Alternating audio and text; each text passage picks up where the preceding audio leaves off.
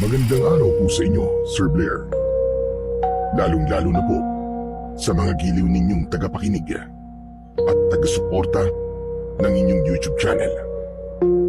Ang kwentong aking ibabahagi ay nangyari taong 1981. 13 taong gulang pa lang ako nung mangyari sa akin ang kakaiba at nakakatakot na karanasang hinding-hindi ko po makakalimutan. Kabahagi ko po sa aking kwento si Mang Delfin. Siya po ang panday sa aming baryo. Malaki ang pasasalamat ko sa kanya dahil nalampasan ko ang panganib na hatid ng mga kampon ng kadiliman. Nangyari po ang simula ng kalbaryo ko nang matagpuan ko po ang balaraw na pag-aari ni Mang Delfin na siyang bumago sa takbo ng aking buhay. Bago ko nga po pala simulan ang aking kwento, ang pangalan at lugar na akin pong ginamit ay pawangkat ang isip ko lamang upang mapangalagaan ang kaligtasan ng baryong tunay na pinangyarihan ng aking istorya. Kilalanin niyo na lamang po ako sa pangalan na Benok. At ito ang aking kwento. Saan ka na naman mapupunta, Benok? Sa bahay lang po ni Kuya Nestor, Tay. Ako, wag mo akong pinaglololoko, ha? Nung isang araw na galing dito si Nestor, hinahanap ka. Ang paalam mo rin sa akin, pupunta ka sa bahay ni Nestor. Umamin ka na nga. Saan ka ba talaga nagpupunta, ha? Tay, sa bahay po talaga ni Kuya Nestor ako pupunta. Saan po ba ako pupunta ng ganitong oras ng umaga? Si Kuya Nestor lang naman po ang kaibigan ko. Umayos kang bata ka, ha? Huwag na huwag kong mababalitaan na pumupunta ka sa bahay ng panday na yon. Dahil kapag nalaman ko, ay nako, sinasabi ko talaga sa'yo. Dila mo lang ang walang latay. Naiintindihan mo ba? Tay naman bakit po ba ang init ng dugo niyo kay Mang Delfin? Wala naman po siyang ginagawang masama sa inyo, ha? Huwag mo mabanggit-banggit ang pangalan ng taong yun, ha? Naririnig ko pa lang ang pangalan niya. Kumukulo na ang dugo ko. Sus, baka naman po naging karibal niyo lang po si Mang Delfin sa puso ni Nanay. Kaya po kayo nagkakaganyan. Ba't ang batang ito? Gusto mo ba talagang tamaan, ha? Kasi naman po hindi ko po alam kung bakit po kumukulo ang dugo niyo kay Mang Delfin. Wala naman pong ginagawang masama sa inyo yung tao Ay nako, makaalis na nga. Hoy, teka! Ang mga biling ko, ha? Kapag nahuli kita nakikipag-usap sa panday na yon, humanda ka talaga sa akin, bata ka. Oo na po, aalis na po ako. Hala, sige na. Bumalik ka kagad, ha? Mabilis kong tinahak ang daan papunta sa bahay ni Kuya Nestor. Tumutulong ako sa kanya sa pagtitinda ng mga karne na kinatay naman ng matadero niyang lolo na si Lolo Estong. Ngunit dahilan ko lang yon. Ang totoo ay pupunta talaga ako sa bahay ni Mang Delfin.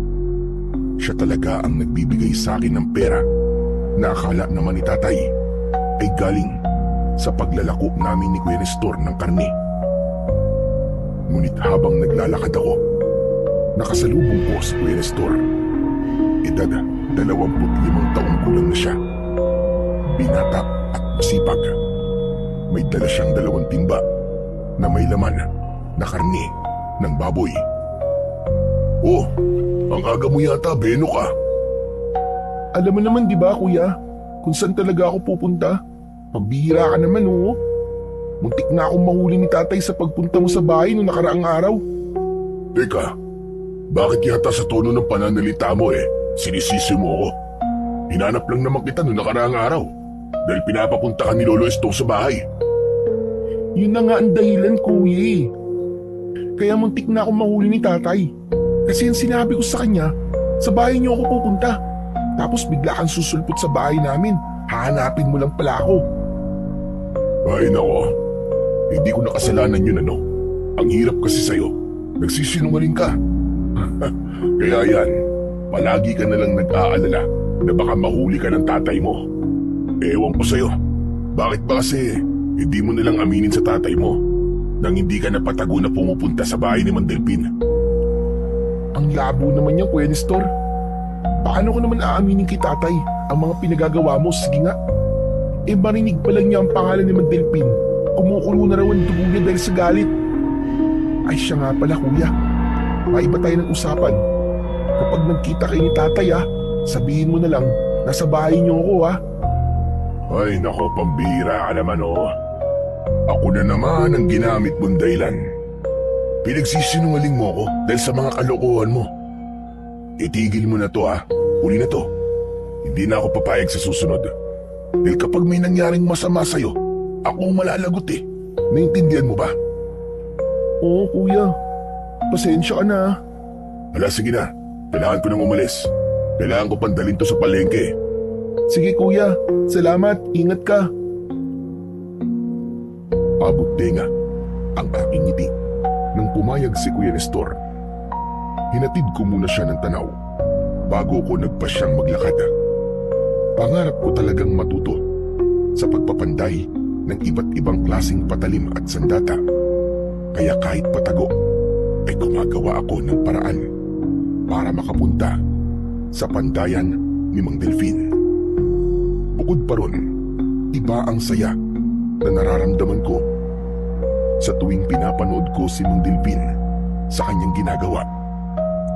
Maya-maya pa ay tinako ang daan papunta sa Kakahuyan kung saan naroon ang pandayan ni Mang Delfin. Ayos. Mukhang nagsisimula na si Mang Delfin sa kanyang pagpapanday. Naririnig ko na ang ingay ng pagpukpok niya sa bakal.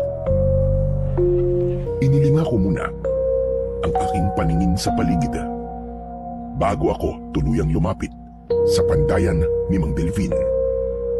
Pagbungad ko, nadatnan ko kagad siya roon.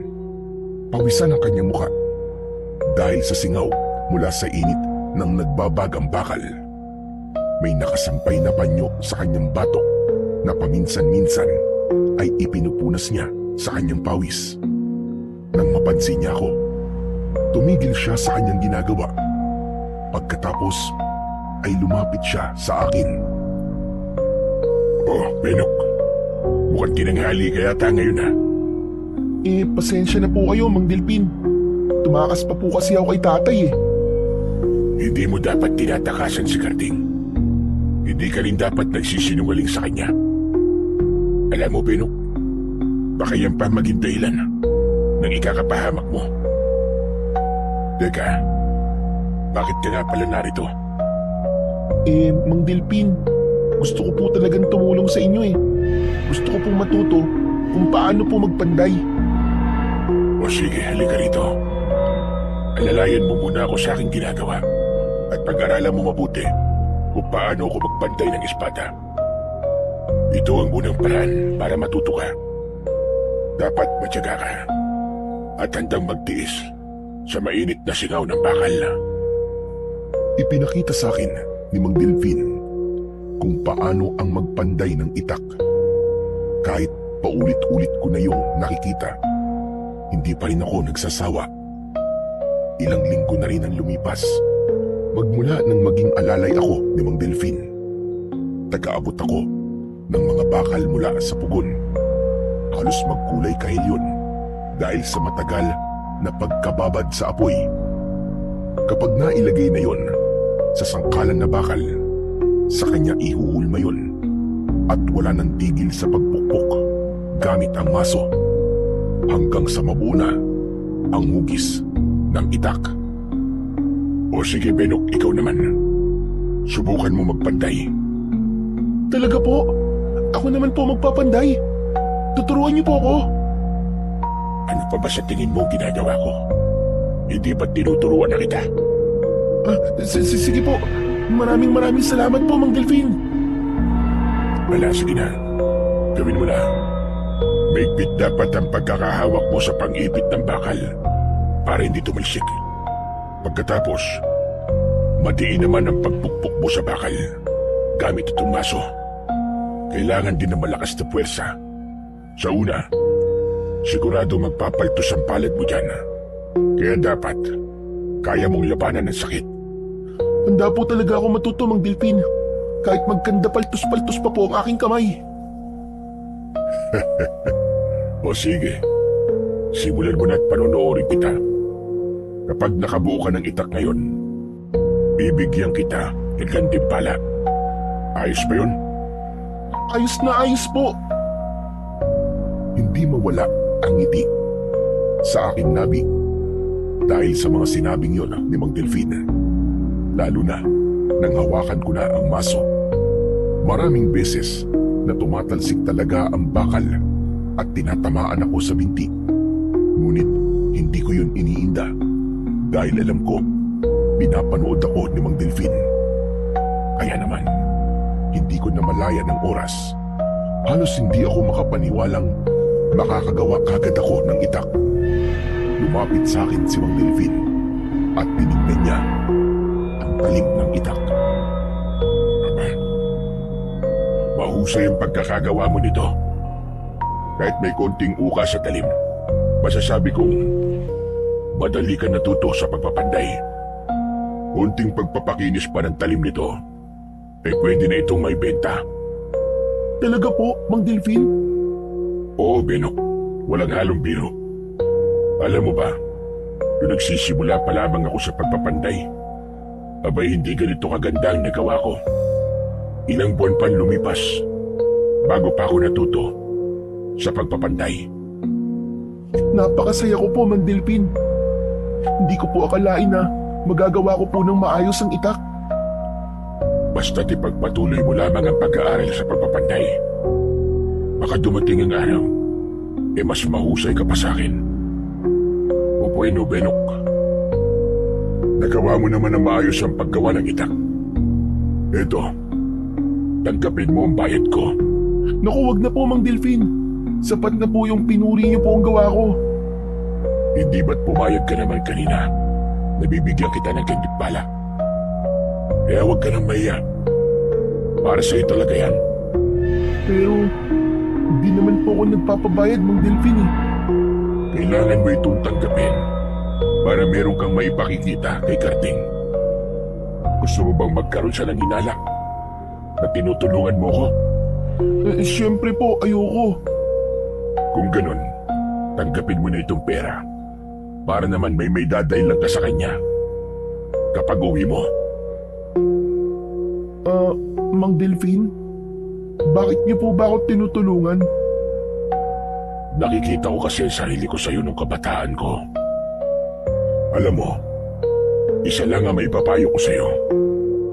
Huwag kang magsisinungaling sa iyong ama kahit kailan.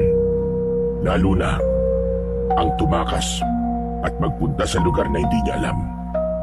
Baka mangyari sa iyo ang nangyari sa akin. Minsan na rin ako naging pasaway na kagaya mo. Kaya naman, namatay ang aking ama sa paghahanap niya sa akin. Bumakas ang lungkot sa mga mata ni Mang Delfin. Bigla naman akong nag-alala, kaya wala na akong nagawa kundi ang tanggapin ang pera na iniaabot niya sa akin. Mang Delfin? Pwede po bang tanungin kung ano pong nangyari sa inyong ama? Sinalakay siya ng isang mabangis na nilalang habang hinahanap niya ako. Napatay ko nga sila, pero hindi na naibalik ang buhay ng aking ama. Iniwan ako ng aking pamilya at halos kasuklaman nila ako. Pinagsisiyan ko ang mga nangyari. Ngunit kagaya na sinabi ko, huli na ang lahat para magsisi. Kaya habang maaga pa, Benok, matuto kang magsabi ng totoo sa iyong ama nang hindi ka magaya sa akin. Nakakalungkot naman po pala ang naging buhay niyo, Mang Delfin. Tama ka. Malungkot ang nag-iisa. Walang karamay at mag-isang namumuhay. Kaya naman, ikinulong ko ang aking sarili sa pagpapantay ng mga itak para kahit papano ay makalimutan ko mga nangyari. Teka, siya nga pala. Maiwan muna kita rito. Kailangan ko pa kasing bumili ng mga bakal. Baka dumating na yung kausap ko. Mabilis lang ako. Sige po. Teka, bago ka umalis, linisan mo muna itong pandayan ko, ha? Sige po, Mang Delfin. Tumango si Mang Delfin bago siya umalis. Pagkatapos ay inilinga ko ang aking paningin sa paligid para maghanap ng basahan. Ngunit wala akong nakita.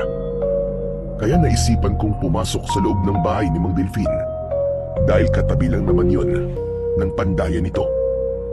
Pagpasok ko, bumungad sa aking paningin ang loob ng bahay.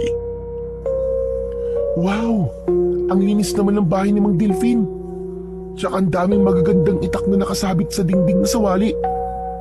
May mga naka-display din na pugot na bungo ng mga hayop. Napakaganda naman tignan ng pagkakaayos ng mga gamit niya. Teka, nasan kaya ang basahan niya? Sa aking paghanap, napako ang aking paningin sa kinaroroonan ng isang lumang baul. Napakunot ang noo ko nang makitang may basahan sa ibabaw nun. Lumapit ako sa kinaroroonan ng baul. Saka pinagmasdan ang itsura nito. Ano ba naman yan? Ang dami namang alikabok nitong baul na to. Para bang matagal nang hindi nalilinisan? Teka, ano kaya kung ito na muna ang linisin ko? Sayang naman kasi, maganda pa to eh. Kinuha ko ang basahan sa ibabaw ng baul. Inihipan ko yun, saka pinispisan ng aking kamay. Pagkatapos ay sinimulan ko ng punasan ang baul. Binuksan ko yun para malinisan din ang mga gamit na nakatago roon. Ngunit natigilan ako nang makita ang laman ng baul. Walang ibang nakalagay sa loob, kundi ang isang pulang tela na nakabalot sa parang itak. Kinuha ko yun at tinanggal ang balot nun. Teka, kung di ako nagkakamali, balaraw to ha. Ang ganda naman nito. Ngayon lang ako nakakita ng ganitong klaseng sandata. Ang ganda rin ng disenyo na nakaukit sa hawakan. Sinipat-sipat ko sa ere ang balaraw. Ngunit nagulat ako nang bigla kong maramdaman ang malakuryenteng gumapang sa aking kamay. Nabitiwan ko ang balaraw at napaupo ako sa sahig. Sakto naman ang pagpasok ni Mang Delfin. Nanlaki ang kanyang mga mata nang tumingin siya sa akin. Agad akong napatayo. Nag-alala ako dahil pinakialaman ko ang kanyang gamit. Mang Delfin, patawarin niyo po ako at pinakialaman ko po ang gamit niyo. Anong ginawa mo? Naganap lang po ako ng basahan na ipanlilinis ko po sana sa pandayan. Pero nakita ko po itong baul eh. Marumi na po kaya nilinisan ko. Hindi ko po sinasadya na hawakan po ang balaraw niyo. Pasensya na po talaga, Mang Delfin. Hindi na po mauulit. Hindi niya ako sinagot. Kaya mas lalo akong kinabahan. Lalo na nang nagmamadali siyang lumapit sa akin. Nagpalipat-lipat siya ng kanyang tingin sa balaraw at sa aking kamay. Nakaawang ang kanyang bibig at nanlalaki pa rin ang kanyang mga mata. Ayos lang po, Mang Delfin, na pagalitan niyo po ako. Patawarin niyo na po ako, Mang Delfin. Hindi yun ang inaalala ko, Benok. Ano po? Hindi po ba kayo galit na pinakialaman ko po ang gamit niyo? Hindi ako galit sa'yo, Benok. Hindi lang talaga ako makapaniwala kung paano mo nabuhat ang aking balaraw. Eh magaan naman po ang balaraw at saka maikli lang po.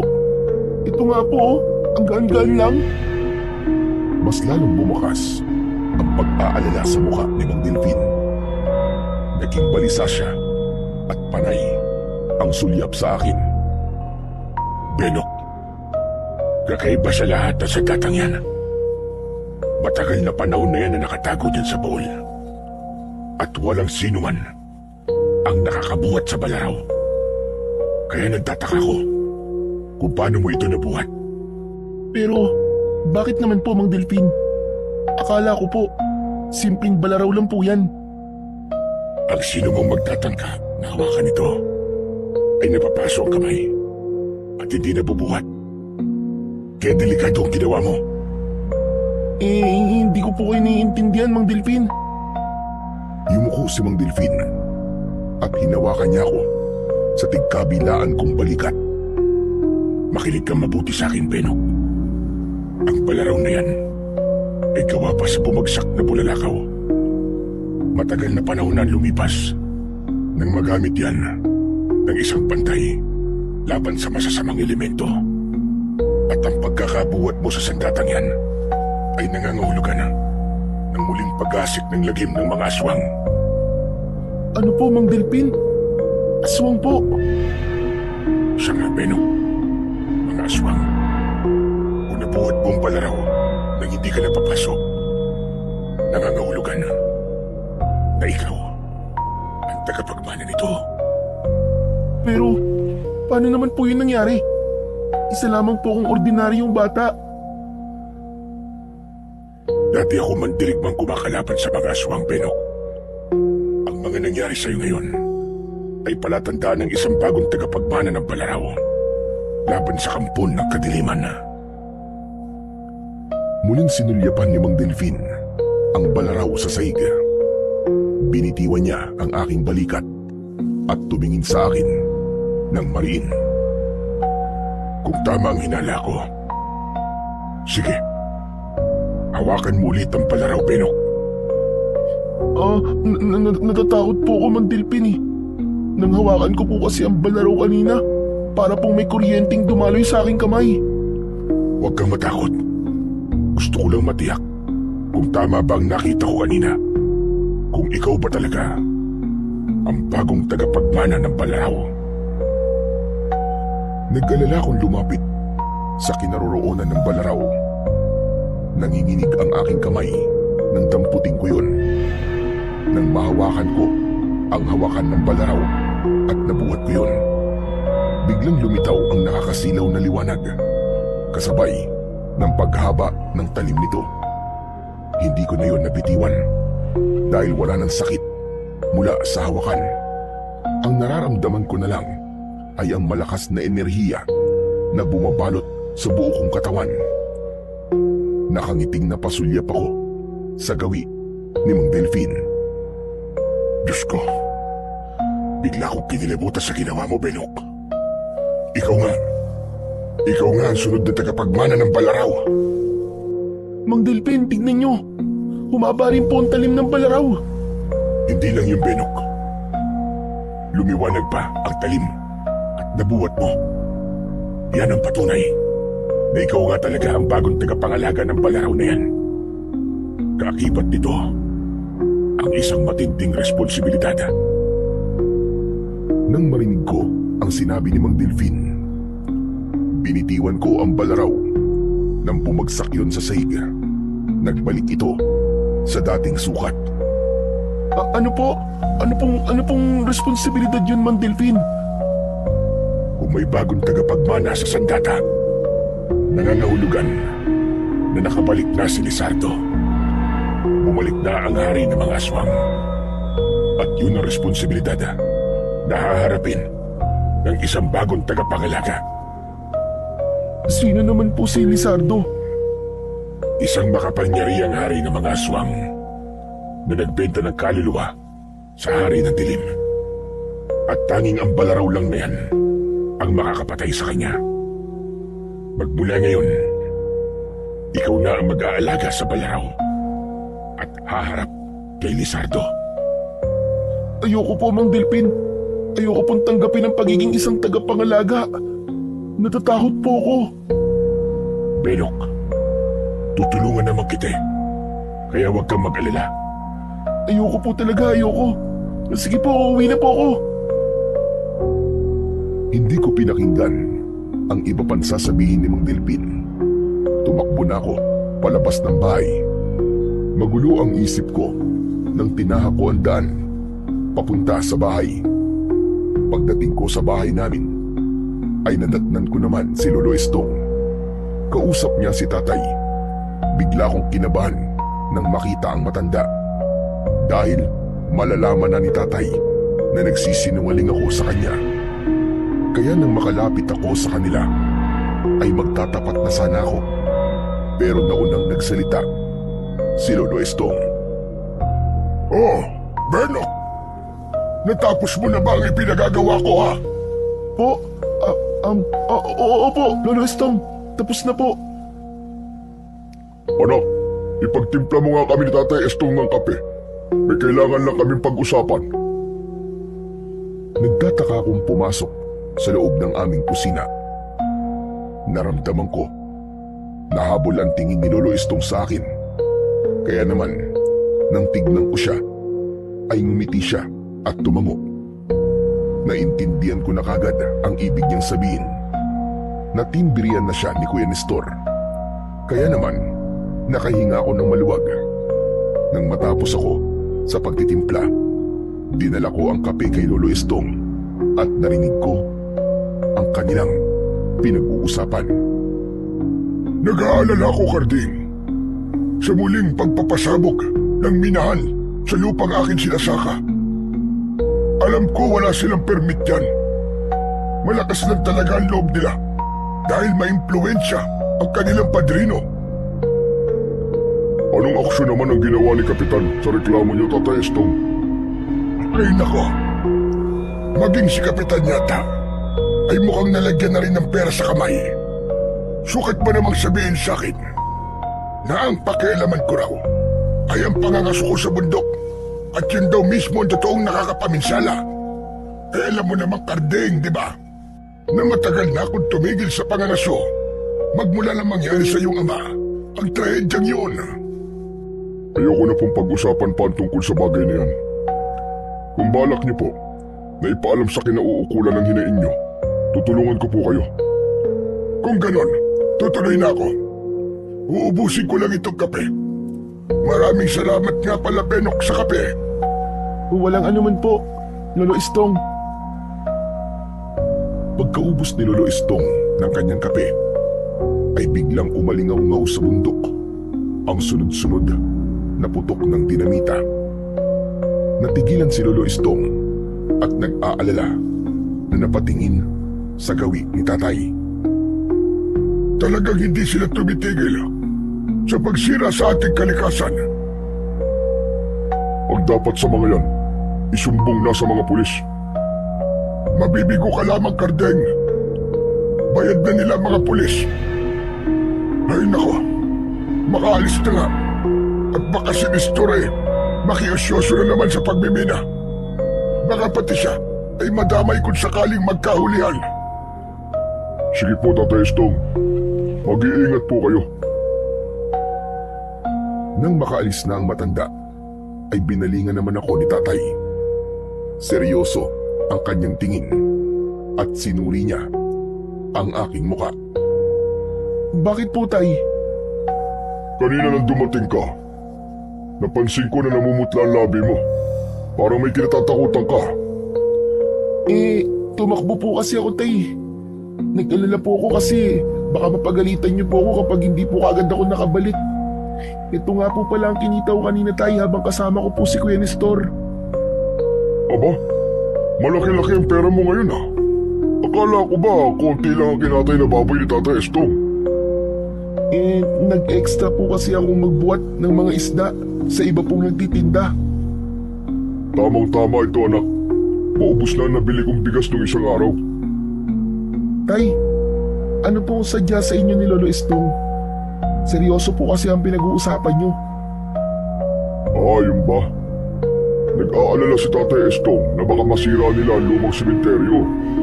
Doon kasi nag-ooperate ang mga minero eh. Matagal ng problema yun. Pero hanggang ngayon, hindi pa rin sila napipigilan ng gobyerno. Bakit po kaya sa dinabi namin ng pagmiminahan ay sa lumang sementeryo pa po? Kawawa naman po mga nakalibing doon. Sinabi mo pa.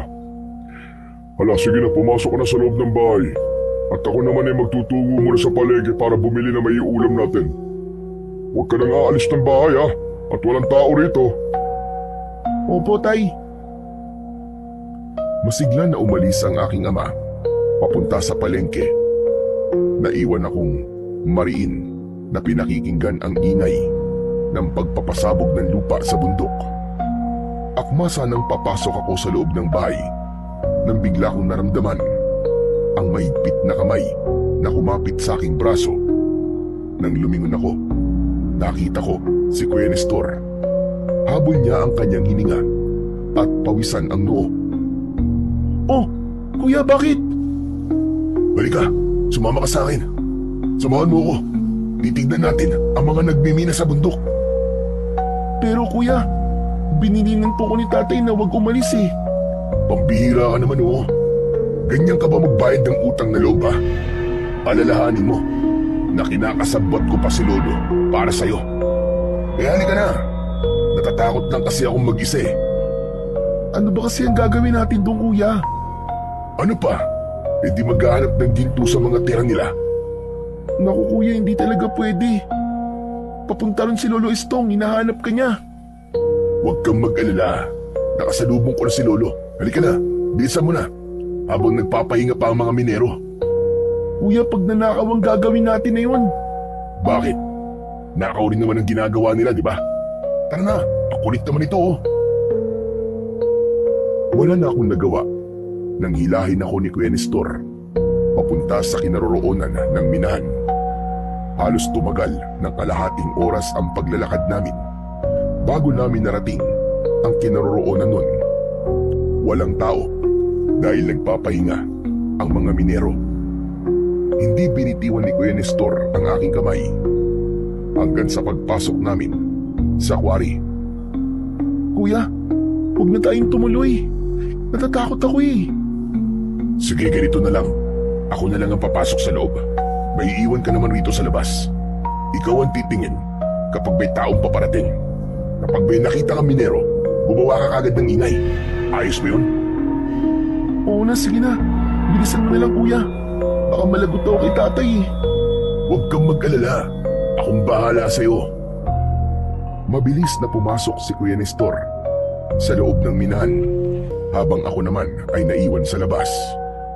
Panay ang linga ko sa paligid dahil sa pag-aalala.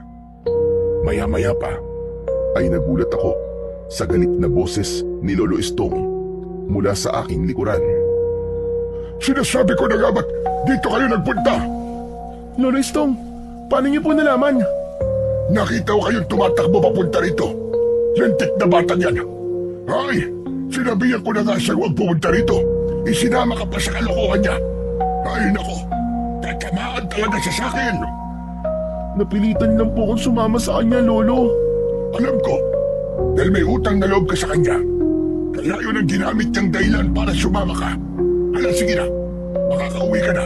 At ako na ang bahalang pumasok sa loob ng minahan. Tatamaan talaga sa akin ang batang yan. Agad na pumasok sa loob ng minahan si Lolo Estong para sunduin si Kuya Nestor. Kaya naman, hindi na ako nagdalawang isip at agad na akong bumalik sa bahay. Mabuti na lang at nang dumating ako ay wala pa si tatay. Kaya naman nakahinga ako ng maluwag at nangihina na napaupo sa sahig ng balkonahe. Maya-maya pa ay biglang dumating si tatay. May dala siyang gulay at prutas. Anak!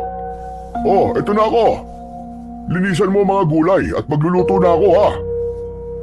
Sige po, Tay. Ay, Tay. Bakit nga pala po kayo natagalan? Mangyaring dumaan pa kasi ako sa barangay hall kay Kapitan. Ipagbibigay alam ko sana ang pagpapasabog ng dinamita sa kabundukan. Abay na datnan ko, nakausap niya ang mga minero at kitang-kita ko na inaabot ng pinansyar nila ang sobre kay Kapitan.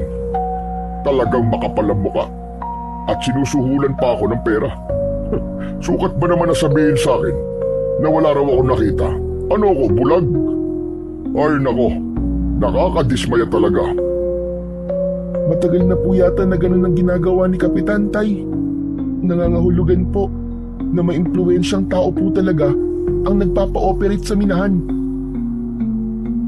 Nag-aalala ako na baka isang araw meron silang masira na isang bagay na matagal nang nakatago sa lumang sementeryo. Tay, ano po bang ibig niyong sabihin? Basta anak. Sige na. At kailangan ko na rin magpahinga. Napagod ako sa matagal na paglalakad kanina. Sumakit ang mga binti ko. Halata naman na umiiwas si tatay na pag-usapan ang tungkol sa lumang sementeryo. Kaya ng gabing yon ay hindi kagad ako dinalaw ng antok. Kinabukasan, muli akong bumalik sa pandayan ni Mang Delpin. Nagulat siya nang makita niya ako ron. Anong ginagawa mo rito? Pasensya na po, Mang Delpin. Sa inasal ko po kahapon. Wala yun. Hindi naman kita pipilitin kung ayaw mo. Mang Delpin, pwede pa rin po ba akong tumulong sa inyo rito? Oo naman. Tama-tama lang ang pagpunta mo rito. Marami akong ipapagawa sa'yo. Magbubuhat tayo ng mga bakal para malinisan ko ng maayos ang aking pandayan. Sige po, Mang Delpin. Saan po tayo magsisimula? Itong mga itak, isalansan mo na maayos. Pagtabi-tabihin mo ang magkakasukat. Saka mo linisin at hasain ang talim. Pagkatapos, ito namang maso ay dalhin mo sa labas ng bahay. Kailangan ko kasing ayusin ang palakol na gagamitin kong pansibak ng mga panggatong. Kahit nagtataka ko sa dami ng iniutos ni Mang Delpin sa akin, ay tuloy pa rin ako sa pagtulong sa kanya. Ni hindi namin pinag-uusapan ang tungkol sa kanyang balaraw. Lumipas ang oras nang hindi kami nag-uusap. Tuloy lang kami sa pagbubuhat ng mga bakal, maging ang mga kahoy na sisibakin. Nang hindi na ako nakatiis, nagtanong na ako. Mang Delpin, kanina pa ho tayo nagbubuhat ng mabibigat na bakal. Hindi ba kayo magpapandi ng itak? Hindi mo na, Benok. Gusto ko malinis ang pandayan ko para maginawa ang pagkilos ko sa loob. Bakit, Benok? Pagod ka na ba? Hindi naman po. Nagtataka lang po ako. Ala, sige na. Damputin mo na mga kahoy na sinibak ko. Magpalipas sa oras muna tayo, pampawala ng pagod. Marunong ka bang gumamit ng arnis? Arnis? Hindi po eh. Sige, isipin mo na lang na arnis ang hawak mong kahoy. Sige nga, atakihin mo nga ako ng palo. Kapag natalo mo ko, tuturuan ulit kita sa pagpapanday ng itak. O ano, ayos ba yun sa'yo? Sige po, ayos na ayos po yun sa akin. Nagsimula ang aming paglalaban, pero madalas niya akong tinatamaan ng kahoy sa puwet. Kaya napapaigtad ako dahil sa sakit. Nang mga sandaling yon, wala akong kaalam-alam na tinuturuan na pala ako ni Mang Delpin kung paanong makipaglaban. At dahil natutuwa ako sa ginagawa namin, nakipagsabayan ako sa kanya kahit hindi ako makatama. O ano, paano ba yan? Natalo kita. Kaya magbubuhat ka na ulit ng mga sinibak na kahoy at ng bakal. Ang daya naman. Akala ko pa naman matuturuan niyo na ako sa pagpapanday. Kaya sa susunod, Benok, galingan mo na para maturuan na kita. Iiling-iling na binuhat ko isa-isa ang mga sinibak niyang gatong. Nang matapos ako sa aking ginagawa, ay umuwi na kagad ako sa aming bahay. Halos tumagal ng 2 linggo ang pagpunta-punta ko sa pandayan.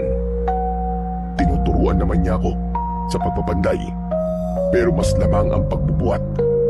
Hanggang isang araw ay kinausap na ako ni Mang Delpin. Pasensya ka na, Benok, kung hindi ko ipinagtapat sa'yo ang buong katotohanan. Ano pong katotohanan, Mang Delpin? Matagal na kitang sinasanay ng palim. Alam mo ba na ang pagbubuhat mo sa mabibigat na bagay ay sinusukat nito ang iyong lakas. Pati na ang paggamit mo ng kahoy sa tuwing nagdiduelo tayo ay isang paraan kung paano humawak ng palaraw. Sa nakikita ko, malaki na ang ikinaling mo. Teka, Akala ko po ba hindi niyo po ako pipilitin. Bilang bagong tagapagmana, tungkulin mong harapin kung ano ang nakatakda para sa'yo. Hindi mo yung pwedeng baliwalain at iwasan. Kailangan mo itong harapin, Benok. Pero ang gusto ko lang naman po ay maging tagagawa ng sandata. Wala po akong alam pagdating po sa pakikipaglaban. Kaya nga tinuturuan kita, hindi ba? Kailangan mo magsanay upang maharap mo ang mga kalaban. Magtiwala ka sa akin, Benok. Hindi ka mapapahamak. Bakit niyo po ba ito ginagawa, Mang Delphin? Dahil nanganganib ang buhay mo. Papatayin nila ang bagong tagapagmana at mararamdaman nila yon kapag nakaharap ka nila. Kaya sa ayaw at sa gusto mo, tatanggapin mo ang tungkulin na nakaatang sa balikat mo. Pero Subok ko ng kakayahan ng balaraw, Benok. Dahil ako mismong gumamit nito. Inubos ko ang mga aswang.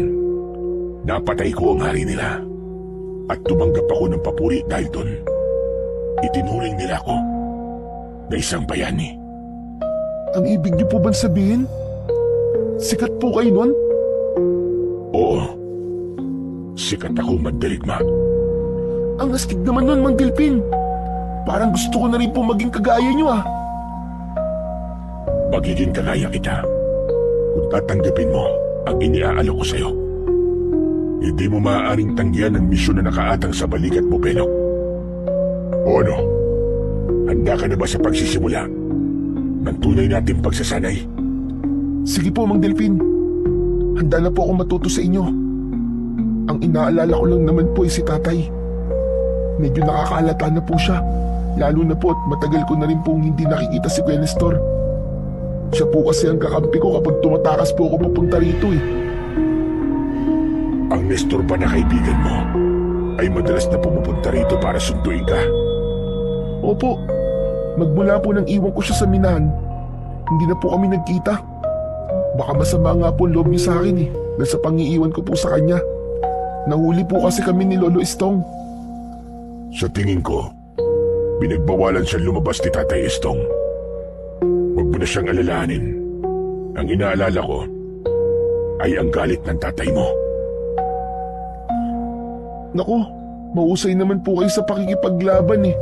Kaya walang panama sa inyo si tatay. Loko ka talagang bata ka. Ala, sige na. Simulan na natin ang pagsasanay. Agad kaming naganda ng lugar na pagdadausan namin ng pagsasanay. Hawak ko ang balaraw at siya naman ay ang itak na pinanday ko nung nakaraang araw. Tumagal halos ng ilang araw ang aming pagsasanay bago ko natutunan ang tamang paggamit ng balaraw. Dahil nalibang kami, hindi namin namalayan na malapit na palang dumilim ang paligid. Kaya agad kong isinauli sa kanya ang balaraw. Naku po, lagot na. Hindi ko na po napansin ang oras, Mang Delphin. Wala na po kung may dadaylan kay tatay nito. Kaya nga mas mabuting ipagtapat mo na sa kanya ang totoo. Ala, sige na. Makakauwi ka na. Sa susunod na araw na lang tayo magkita. Magpahinga ka muna sa pagsasanay. Dahil baka mapagalitan ka na ng iyong ama. Sige po, Mang Delphin. Pupunta na lang po ako rito kapag naayos ko na po ang problema ko kay tatay. Sige po. Pagkatapos ko magpaalam, ay agad akong naglakad pauwi sa bahay. Kaya lang, bigla akong nag-alala nang makita si tatay sa daan. Kasama siyang nakikiusyoso sa mga tao. Nagkakagulo ang mga ito at bakas sa kanilang muka ang pag-aalala. Mabilis akong lumapit sa kinaroroonan ng mga tao at tumambad sa aking paningin ang bangkay ng isang lalaking butas ang dibdib.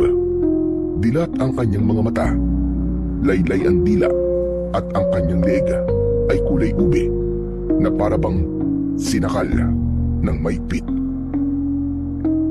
Gaano na katagal ang bangkay? Tanong ni tatay sa lalaking nag-aayos sa katawan ng bangkay para ilipat sa higaan na inuusong ng mga tanod. Sinabi nito na kagabi pa raw nila nakita ang katawan Ngayon lang daw pinuntahan ng mga pulis dahil marami din daw ang namatay sa karatig baryo at kagaya rin daw ng itsura ng bangkay sa aming lugar. Bumundol ang aking kaba nang marinig ko yun at bigla kong naalala ang mga naikwento sa akin ni Mang Delfin. Kung ganun, totoong bumalik na nga si Lizardo. Diyos ko, hindi kaya ito na rin ang simula ng pag-aasik niya ng lagim?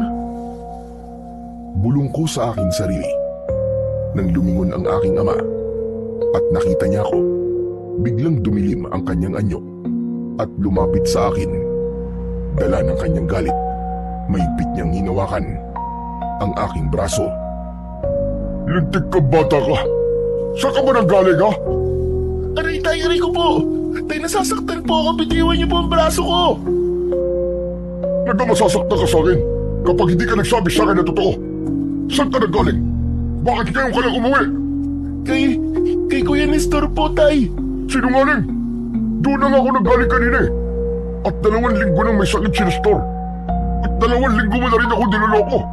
Halika, sumama ka sa akin sa bahay. Doon tayo mag-usap. Sa kabila ng nararamdaman kong sakit mula sa mahigpit na pagkakakapit ni tatay sa aking braso, mas nag-alala ko sa kalagayan ni Kuya Nestor. Kaya pala hindi ko na siya nakikita dahil may sakit siya. Pagkalipas ng ilang minuto naming paglalakad, pabalya kong itinulak ng aking ama. Dinuro niya ako habang nanginginig ang kanyang kamay. Ngayon, magtapat ka. Dahil kung hindi, makakatikim ka talaga sa akin. Tay, ano ba ginagawa niyo? Bakit niyo pa inuubad ang sinturon niyo?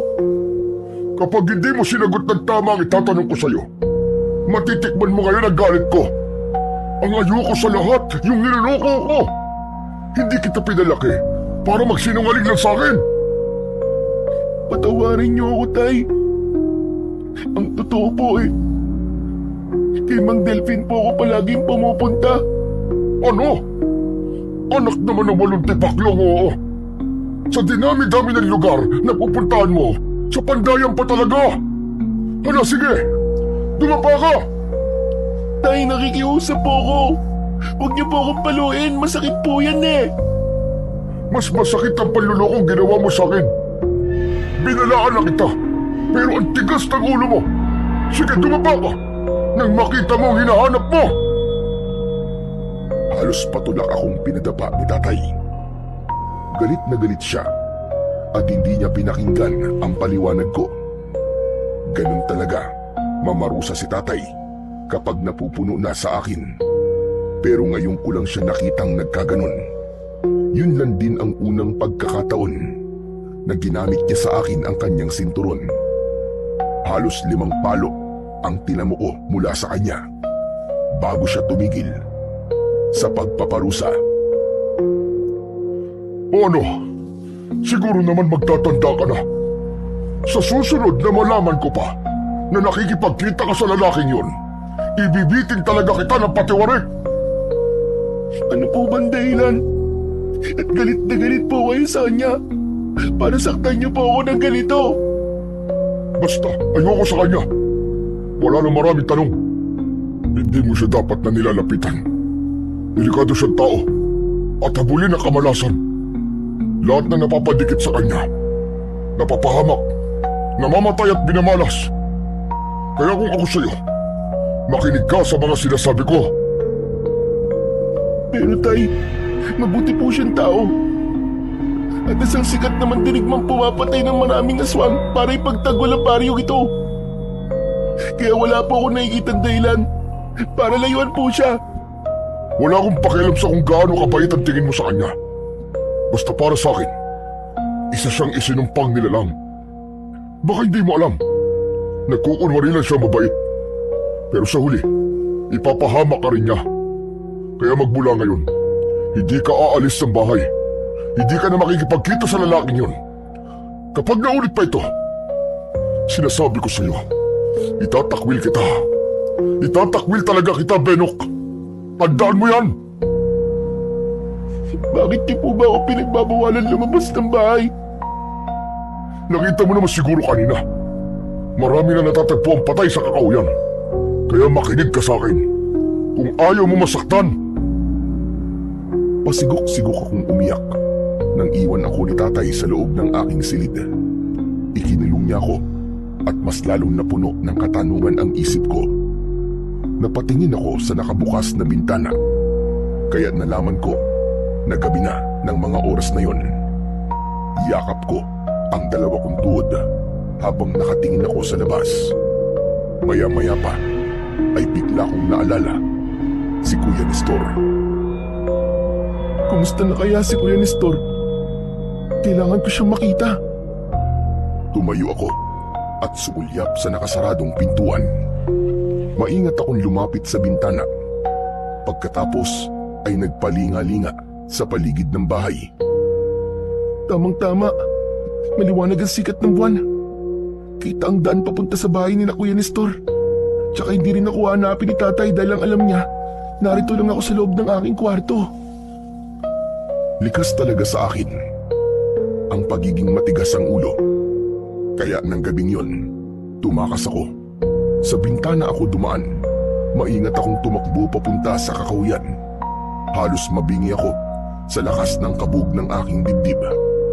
Ngunit pagsapit ko sa gitna ng kagubatan, bigla akong nakarinig ng malakas na alulong ng asong ligaw. Kaya naman, tumigil ako sa pagtakbo. Ala, ano yun? Bakit may ganun? Natataranta akong nagpalinga-linga sa paligid habang nanginginig ang aking tuhod. Kaya ganun na lang, kalakas ang aking sigaw nang maramdaman ko ang kamay na humawak sa aking paa. Bitiwan mo ako! Tulong! Tulungan niyo ako! Mula sa ilalim ng lupa, bumangon ang isang nilalang. Umaalingasaw ang mabahong singaw ng naaagnas nitong katawan. Humangil ito ng malakas habang hinihila ang aking paa. Sinipa ko siya sa kanyang muka, ngunit hindi niya binibitiwan ang aking paa. Bitaw! Bitiwan mo ang paa ko! Lumayo ka sa akin! Nang hindi binibitiwan ng nilalang ang aking paa, yumuko ako. Ako na mismo ang nagtanggal sa kanyang mga kamay. Kaya lang, malambot ang kanyang balat at lumubog ang aking daliri sa kanyang kamay. Naramdaman ko ang kanyang buto at nang iangat ko yun sa ere, nakita ko ang tila naglalaway na likido mula sa kanyang laman. Dala ng aking takot, malakas akong nagpumiglas at sumigaw. Nang makawala ako, ay mabilis akong tumakbo pabalik sa aming bahay. Ngunit naligaw na ako. Hindi ko na alam kung saan ako patungo. Tulong! Tulungan niyo ako!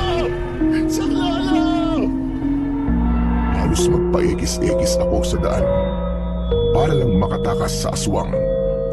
Pero natigilan ako nang makita ko ang dalawang nilalang na paisa-isa ang hakbang papalapit sa aking kinaroroonan.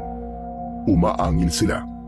Nanginginig ang kamay at ang kanilang balat. Nakalaylay na parabang tela. Sa kanilang muka, kita ang bungo nila na merong mga uod na lumalabas mula sa loob. Halos mabaliw ako sa labis na takot at panay ang paghingi ko ng saklolo. Nanigas ang aking binti kaya naabutan ako ng dalawang aswang. Wag! Tigilan niyo ako! Huwag kayo lumapit! Maawa na kayo sa akin! Naramdaman ko ang malamig na kamay ng dalawang aswang. Kaya naman napatakbo ako ng napakabilis na malayang ko na lang na tinatahak ko na ang daan papunta sa bahay ni Mang Delfin. Ngunit bigla akong natisod sa lupa nang humarang sa daan ang kamay ng aswang. Nakabaon ito sa lupa at pilit na umaahon para atakihin ako. Nang maabutan ako ng dalawang aswang na humahabol sa akin, kinalmot nila ako at tinamaan ako sa likod at dibdib. Napunit ang aking damit at dahil sa sakit, hindi kaagad ako nakabangon. Gumapang ako palayo sa kanila pero hinawakan nila ako sa tigkabilaan kong paa. Naramdaman ko ang pagkuskus ng aking katawan sa lupa kaya mas lalong tumindi ang kirot mula sa aking sugat sa dibdib. Wag! Tama na! Tama na! Saklalo! Tulungan niyo ako! Nang mga sandaling yon, nagsisi ako. Kundi sana ako tumakas sa bahay namin, hindi mangyayari sa akin ito. Dahil sa aking takot, ginamit ko ang aking buong lakas na natutunan ko kay Bang Delfin.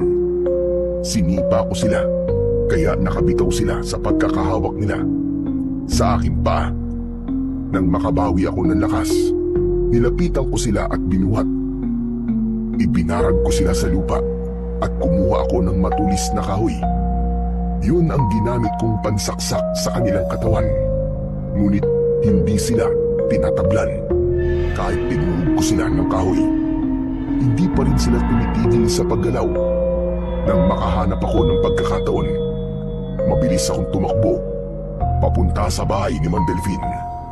Halos sirain ko ang dingding ng pinto sa lakas ng katok ko. Delphin! Mang Delphin! Tulong! Tulungan niyo po ako, Mang Delphin! Agad na bumukas ang pintuan ng bahay ni Mang Delfin at nagulat siya nang bigla kong pumasok sa loob ng bahay niya. Teka, ano ba nangyari sa'yo? Bakit marami kang sugat sa dibdib? Hindi ko agad nasagot ang tanong na yun sa akin ni Mang Delfin. Sa halip, isinara kong mabuti ang pinto. Habol ang aking hininga habang namumutla ang aking labi. Mang Delphin! Mang Delphin! May aswang po sa ilalim ng lupa! Inahabol po nila ako! Inatake po nila ako! Halika, halika! Mabuo ka muna at ihahanda ko mga gamot sa sugat mo. Habang mabilis na inihahanda ni Mang Delfin ang gamot, tuloy naman ako sa pagkikwento. Maya-maya pa ay sinimulan niya ng gamutin ang sugat ko. Pagkatapos ay nagsimula na siyang magtanong sa akin. Benok, ano ang itsura ng mga aswang? Para po silang mga patay na biglang nabuhay, Mang Delphin. Nanggaling po sila sa ilalim ng lupa. Sa gitna po ng kagubatan. Doon ko po sila nakita. Naagnas na po ang kanilang katawan at marami pong uod ng kanilang laman, Mang Delphin. Hindi na rin po sila namamatay. Hindi sila tinatabla ng kahoy na itinara ko sa kanilang katawan. Mang Delphin, ano po ba talaga ang nangyayari? Ano po mga yun? Isa yung sinyalis. Nabuhay na ulit ang hari ng mga aswang. Diyos ko, hindi na tayo magkakaroon ng katahimikan simula ngayon. Nasa panganib na ang baryong ito. Mang Delphin, natatakot po ako. Ano pong gagawin natin? Tsaka si tatay po, mag-isa lang po siya sa bahay. Ano? Bakit mo siya iniwan? Tumakas lang po ako eh. Pinagalitan niya po ako at pinalo po ng sinturon. Sinabi ko na po sa kanya kung saan po ako pumupunta kapag umaalis ako. Nagtapat na po ako sa kanya. Pero bakit umalis ka pa rin ng bahay niyo?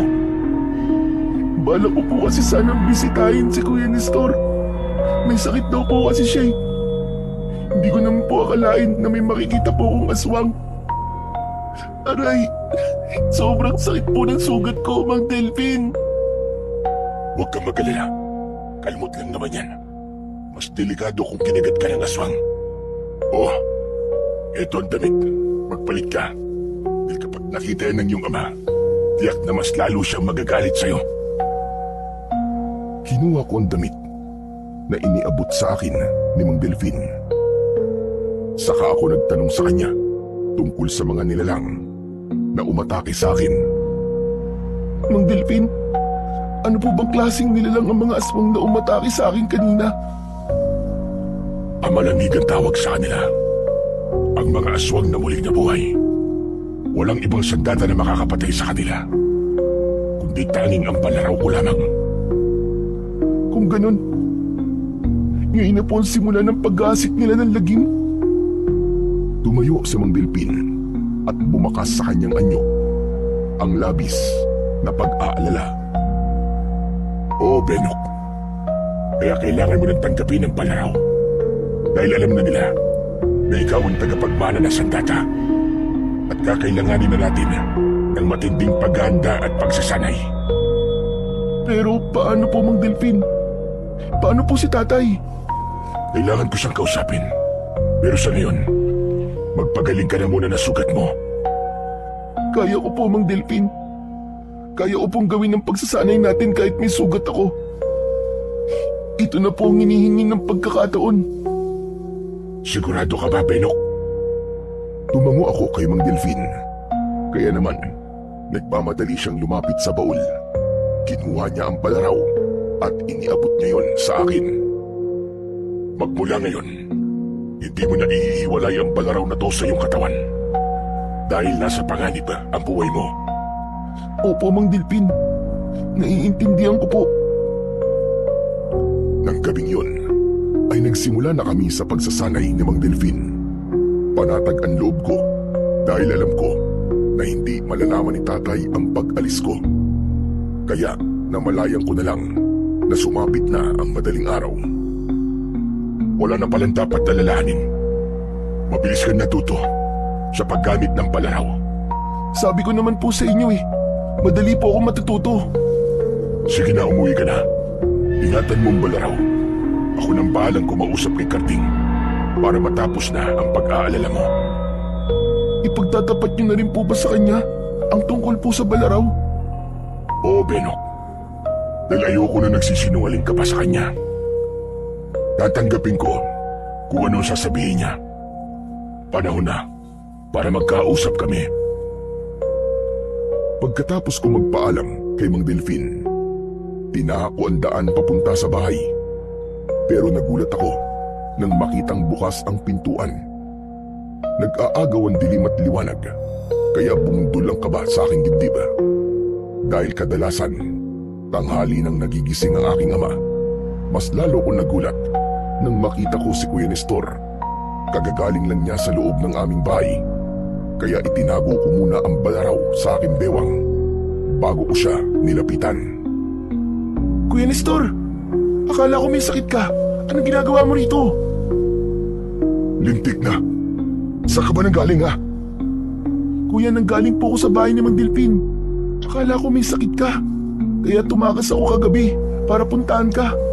Kaya lang hinarangan at tinatake ako ng mga aswang na amalanig. Kaya napunta ako sa bahay ni Mang Delphin. Sira ulo ka talaga. Palagi ka na lamang gumagawa ng problema. Alam mo ba, nahinanap ka ni Mang Karding kagabi at napahamak siya. Sinaktan siya ng mga amalanig. Sugatan at ginagamot siya ngayon ni Lolo Estong. Ano? Kuya, samahan mo ako. Gusto kong makita si tatay. Huli ka. Sumunod ka sa akin. Mabilis naming tinakandaan papunta sa bahay ni Lolo Estong. Sa daan pa lang ay panay na ang tulog ng luha ko. Patawarin mo ako, tay. Hindi ko po sinasadya.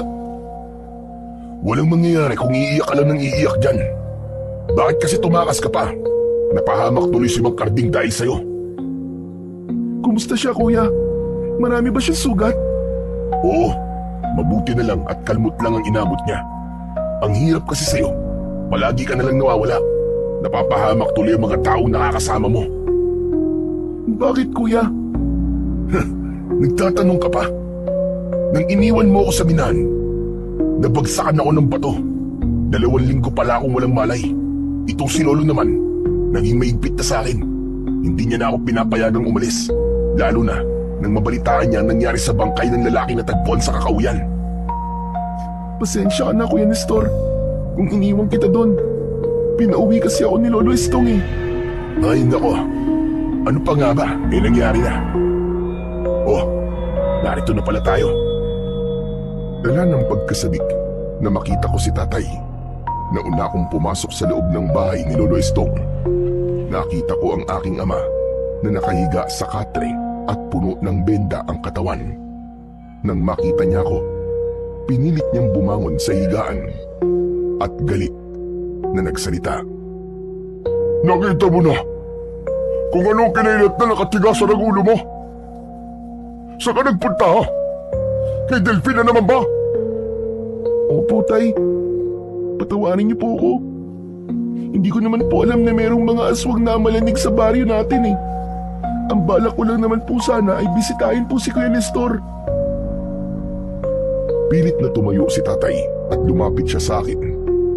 Bigla niya akong sinampal ng malakas, kaya natumba ko sa sahig. Dahil doon, napatayo si Lolo Estong at bumakas ang pag-aalala sa kanyang mukha. Karding, huwag mo naman saktan ang anak mo. Pero Lolo Estong, nag-usap na po kami ng batang ito. Ang sabi ko sa kanya, itatakwil ko siya kapag nagpunta pa rin siya sa bahay ni Delphine. Pero bata yan, Karding. Talagang nagkakamali. Teka, ano ba ang bagay na nasa sahig? Napako ang aming atensyon sa balaraw na nahulog mula sa pagkakasuksok ko sa aking bewang. Dali-dali ko yung itinago sa aking likod. Pero nakita na yon ni tatay. Isang balaraw ang hawak mo, di ba? Sanda tayo ni Delphine. Paano napunta yan sa'yo? Ninakaw mo ba yan? Hindi po, Tay. Ibinigay niya po ito sa akin. Ilang beses ka na sa akin nagsisinungaling. Kaya hindi na ako naniniwala sa'yo. Akin na yan! Ibigay mo sa akin ang balaraw na yan! Mas lalo kong hinigpitan ang pagkakahawak sa aking balaraw. Pailing-iling ako habang umaatras palayo kay tatay. Inilahad niya ang kanyang kamay para kunin sa akin ang sandata. Akin na yan! Ibigay mo sa akin ang sandata yan kung ayaw mo masaktan! Hindi yan dapat na sa'yo! Karding, baka naman nagsasabi siya ng totoo. Ang mabuti pa, kausapin mo si Delphine. Wala akong pakialam kay Delphine, Tata Estong. Si Benok ang iniisip ko. Kaya akin ang balaraw, Benok. Sinasabi ko sa'yo, maikli ang pasensya ko. Tatamaan ka talaga sa akin. Sa pagkakataon na yun, ay niyakap ko na ang balaraw at pilit na iniiwas sa aking ama. Mang Karding, ako na lang po magsasauli kay Mang Delphine. Baka kapag nagkaharap po kayo ni Mang Delphine magkagulo pa kayong dalawa. Benok, akin na yan. Sige na, ako na magsasauli kay Mang Delphine. Kuya, hindi ko po ito ninakaw. Kusang ibinigay po talaga sa akin ito ni Mang Delphine. Ang sabi niya po, ako raw po ang sunod na tagapagmana. Ano? Lintik na sinabi niya yun? Anong tagapagmana, ha? Ako raw po ang bagong lalaban sa mga aswang na amalanhig. Kalokohan! Hindi ako makakapayag. Talagang inuubos ng lalaking yun ang pasensya ko. Halika, sumama ka sa akin. Papatayin ko siya sa harapan mong bata ka. Karding, ang bata nasasaktan. Ano ka ba? Talaga masasaktan to sa akin, Tata Estong. Matagal na ako nagtitimpi ng galit sa ginagawa nilang dalawa sa akin eh. Naku, sandali lang. Huwag din naman kaligkarin si Benok. Nakakaawa naman siya. Nestor ha, huwag kang makialam dito. Baka akala mo nakalimutan ko na ang sabuatan yung dalawa para lokohin ako. Diyan lang kayo. Huwag kayo susunod. Umanda talaga sa akin ang Delphine na yun. Hinabol na lamang kami ng tanaw ni Lolo Estong at Nestor. Habang maigpit ang pagkakahila sa akin ni tatay sa aking braso. Mabilis naming narating ang bahay ni Mang Delphine. Inabutan namin siyang nagpapanday ng itak. Nagulat ito sa bigla naming pagdating. Hoy ikaw! Mag-usap tayo! Anong kalokohan ng mga pinagsasasabi mo sa anak ko, ha? Bakit? Hanggang ngayon ba? Kalokohan pa rin ang nangyayari sa paligid mo, ha, Karding? Napakunot ang aking noo. Nagtataka ako sa klase ng pag-uusap nila. Para bang matagal na silang magkakilala. Naramdaman ko ang pagbitiw ni tatay sa aking braso at takma niya sanang kukunin ang balaraw sa aking kamay nang bigla itong napasok at nagtatakang napatitig sa akin. Tinamaan na lintik. Ano ba nangyayari ha? Bawiin mong balaraw sa anak ko, Delphin. Dahil kung hindi, makikita mo ang hinahanap mo. Pasensya na, Karding. Pero siya talaga ang tagapagmana ng balaraw. Buhay na si Lizardo. Nakabalik na siya. At anumang oras, maaari siyang sumalakay sa ating baryo. At ang aking anak, ang ipangaharang mo sa kanya ha, ganun ba? Kung ayaw mong bawiin ang balaraw at mamamatay lang din naman ang aking anak, uunahin na kitang patayin, hayop ka. Matagal na ako nagtitimpi ng galit sa'yo. Nagulat ako nang damputin ni tatay ang itak sa pandayan at kagad niyang inatake ng taga si Mang Delphin. Ngunit mabilis niyang naiwasan yun. Kaya na makakuha rin ng itak si Mang Delphin ay gumapang na ang takot sa aking buong katawan. Kitang-kita ko ang galit sa malakas na pagpalo ni tatay ng taga sa itak na hawak ni Mang Delphin. Tay! Mang Delphin, tumigil na po kayo! Ano po ba nangyayari sa inyo? Hindi nila ako pinansin.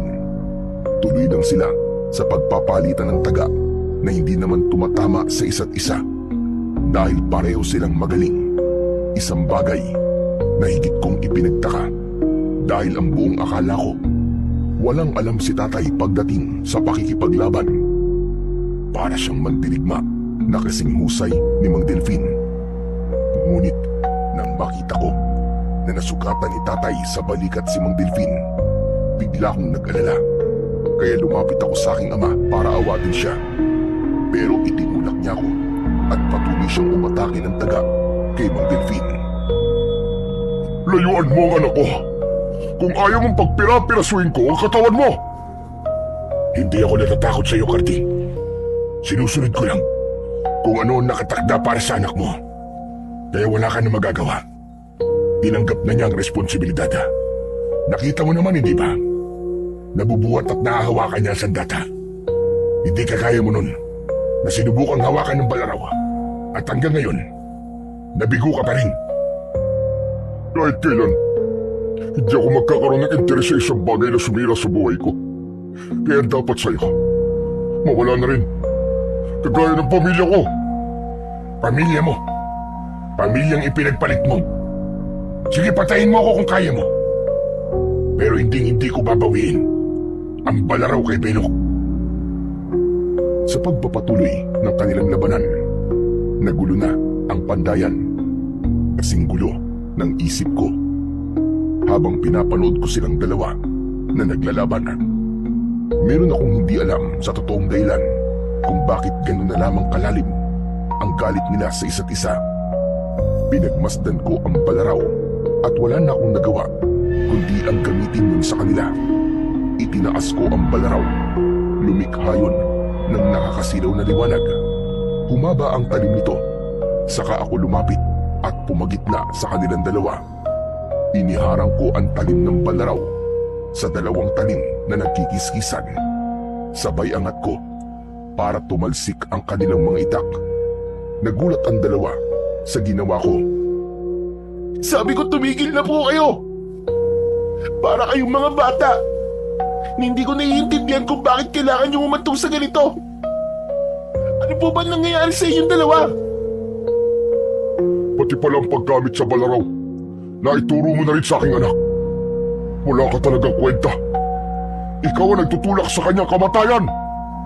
Tay, ang tanong ko sagutin nyo. Ano po ba ang totoong nangyayari sa inyo?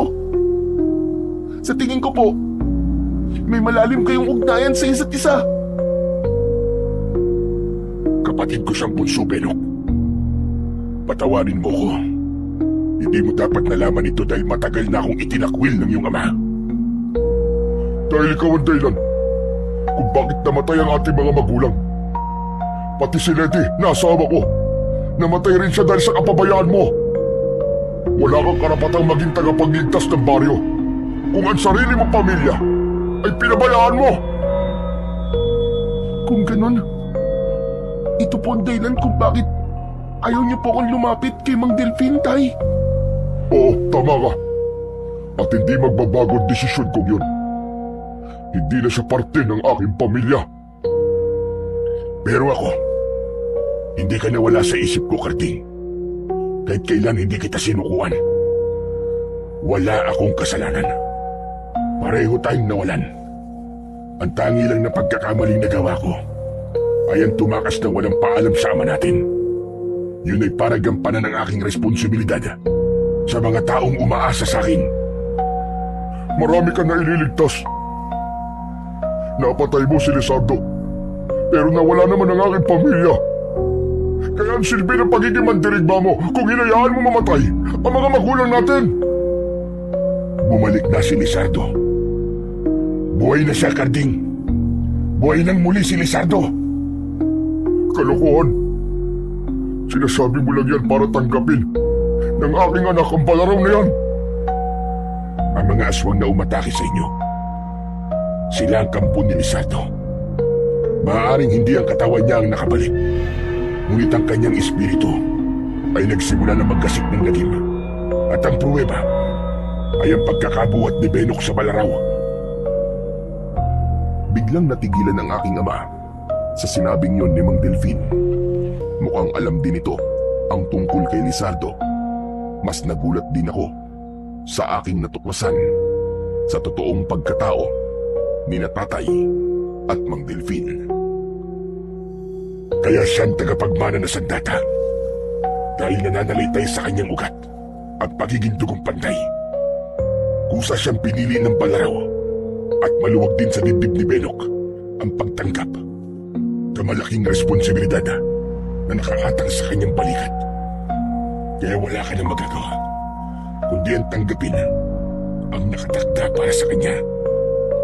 Hindi ko hahayaan na mapahamak ang aking anak. Baka mapatay na talaga kita sa oras na masaktan ang aking anak. Tay, huwag niyo pong sisihin si Mang Delfin. Wala po siyang kasalanan.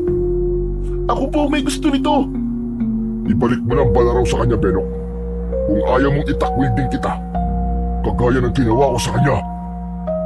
Tay, ayoko po. Mamili ka. Si Delfin o ako? Talaga bang ganyan ka nakasama? Pati ang anak mo, pinahihirapan mo. Ano, Benok? Siya ba ang pipiliin mo?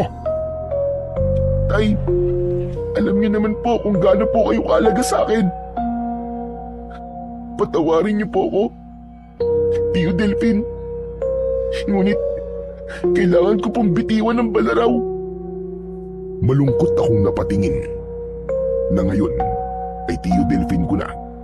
Nang iabot ko sa kanya ang balaraw, tinanggap niya yun habang bakas sa kanyang mukha ang pag-aalala. Mamayang gabi, tiyak na sasalakayin kayo ng mga aswang. Maaaring sa mga oras na to, alam na ni Lizardo kung sino ang tagapagmana ng balaraw. Huwag mo kong lukuhin. Hindi na ako naniniwala sa'yo. Halika na, Benok. Umalis na tayo. Hinawakan ng aking ama ang aking kamay at naglakad na kami papalayo sa bahay ni Tio Delfin. Bigla akong nag-alala sa sinabi nito. Paano nga kung sumalakay sa amin si Lizardo? Wala na sa akin ang sandata, pero hindi ko rin naman kayang sumuway kay tatay. Ayoko na siyang mapahamak ulit ng dahil sa akin. Pagsapit ng gabi ay pabaling-baling ako sa higaan. Panay din ang silip ko sa bintana dahil pakiramdam ko merong mga matang nakatingin sa akin. Kaya pagsilip ko, sakto rin ang pagbungad ng aswang mula sa labas ng bintana. Nakangisi ito na pilit akong inaabot ng kanyang kamay. Tay! May aswang, Tay! Tay! Agad na bumalandra ang pinto sa malakas na pagtulak ni tatay. Mabilis siyang pumasok at inilayo ako sa aswang na nagpipilit na pumasok sa loob ng aking silid. Kumuha si tatay ng itak, saka kami pumasok sa loob ng kanyang kwarto. Kaya lang, meron na palang naghihintay sa amin doon na dalawang aswang. Nakipagpambuno ang aking ama. Tinaga niya ang kamay ng aswang, ngunit Hindi man lang ito natinag. Tay, hindi po sila tinatablan ng ordinaryong itak lang. Tanging ang balaraw lang po ang makakapatay sa kanila. Hindi anak, takot din sila sa asin. Halika, bilisan mo! Kukuha tayo ng asin sa kusina! Agad kaming nagtungo papunta sa kusina. Kumuha kami ng asin at isinaboy namin sa mga amalanhig na nakapasok na sa loob ng aming bahay. Bawat saboy ni tatay ng asin ay sinusundan niya ng taga. Ako naman ay dumampot ng kahoy at nakipaglaban na rin sa mga aswang. Ginamit ko ang aking mga natutunan kay Tio Delfin. Maya-maya pa ay tinamaan ng suntok ng aswang si tatay sa kanyang sikmura, kaya nabitiwan niya ang itak. Agad ko yung kinuha at inatake ang mga kalaban. Tinaga ko ang kanilang leeg. Ama, baka kapag pinugutan ko sila ng ulo, ay mamamatay na sila. Ginawa ko ang pagtanggal sa kanilang ulo. Ngunit walang nagbago. Talagang pilit nila kaming inaabot para kagatin. Kahit natanggal na ang kanilang ulo, gumagapang pa rin ang kanilang katawan. Tay, ano pong gagawin natin? Parami na po sila ng parami. Nagpalinga-linga ako sa paligid ng bahay at napako ang aking atensyon sa nilalang na nakatayo sa labas ng aming bakuran. Naririnig ko ang nakakakilabot niyang paghalakak.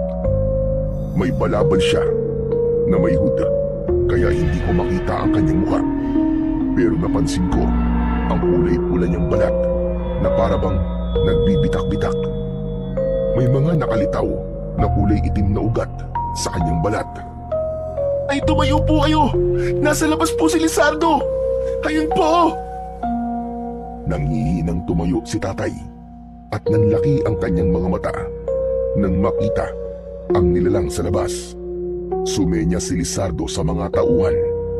Ganun na lang ang panlalamig ng aming katawan nang sabay-sabay na sumugod ang mga aswang papasok sa aming bahay. May sumisira ng dingding, bintana, maging ng bubong. Hanggang sa makapasok na sila sa loob, kanya-kanya kaming harap sa mga aswang. Minsan ay tinatamaan ako ng kalmot at suntok sa aking dibdib. Pero hindi ko yun iniinda.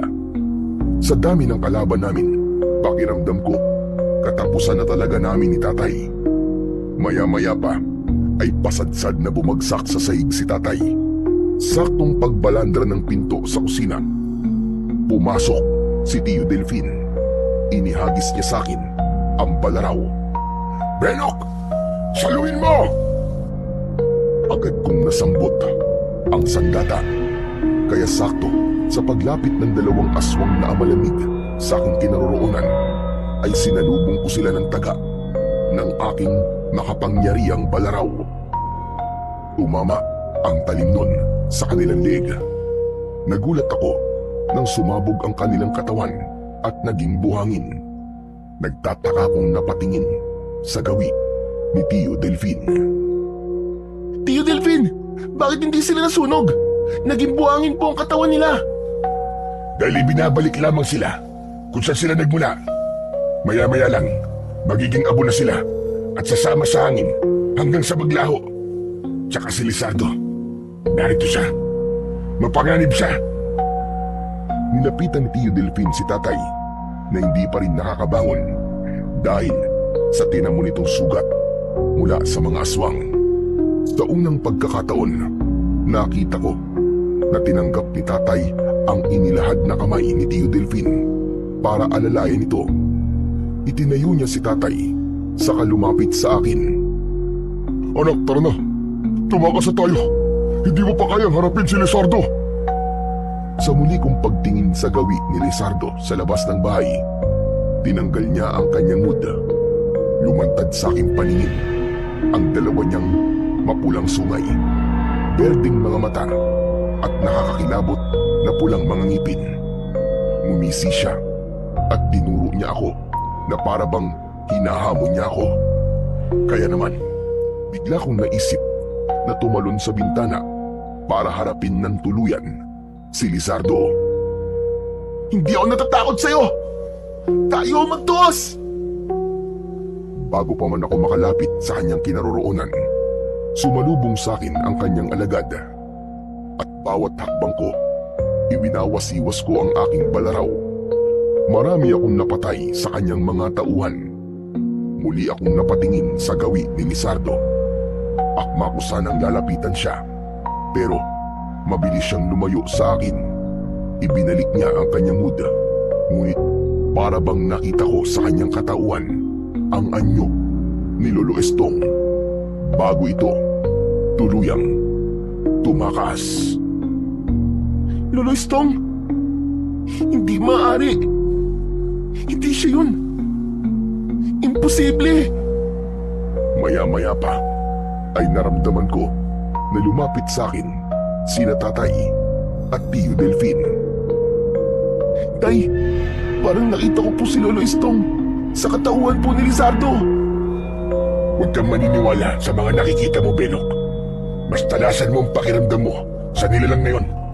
Sa tingin ko, nakahanap na siya ng bagong malilipatan na katawan.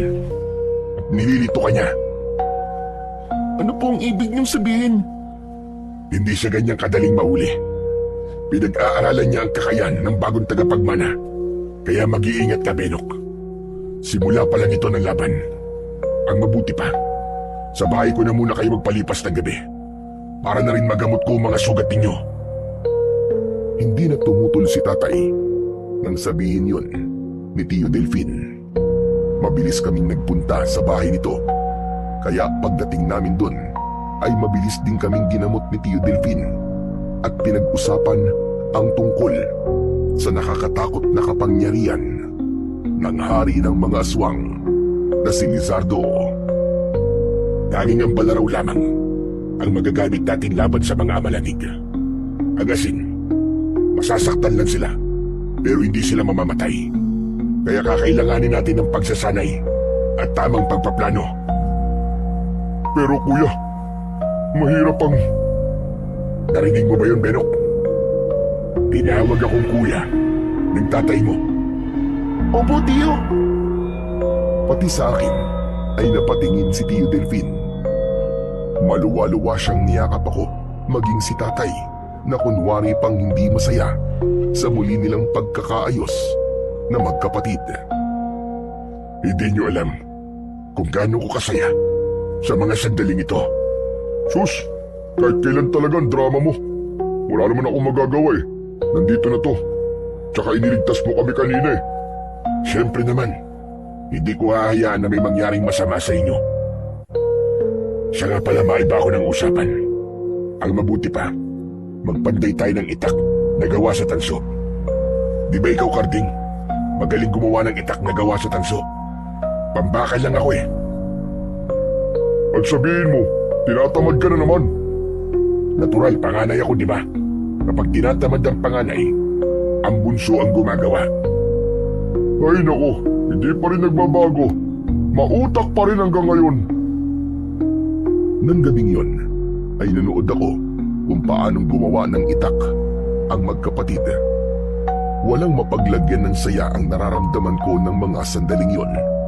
Kahit sinubok sila ng panahon, sila pa rin talaga ang magtutulungan sa oras ng kagipitan.